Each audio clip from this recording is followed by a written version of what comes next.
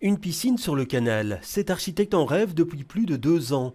Son projet, l'implanter ici, en face du skatepark, sur l'autre rive, à l'endroit où la voie d'eau est la plus large, ce qui n'entraverait pas le passage des bateaux. C'est pas du tout un projet à la parisienne, on va pouvoir nager demain dans le canal, mais l'idée ici c'est de séparer les eaux, c'est-à-dire de construire un bac dans le canal, donc vraiment un mur de séparation des eaux. On aurait d'un côté la passe navigable et de l'autre côté une zone de baignade. Voilà à quoi elle pourrait ressembler.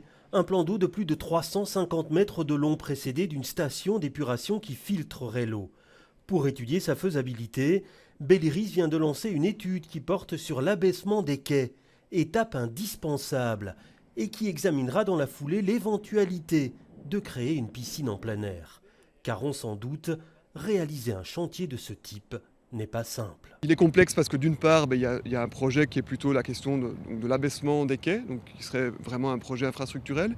Il y a un deuxième projet infrastructurel qui serait la construction de ce grand mur de 600 mètres de long environ dans le canal, donc c'est vraiment là un projet presque portuaire.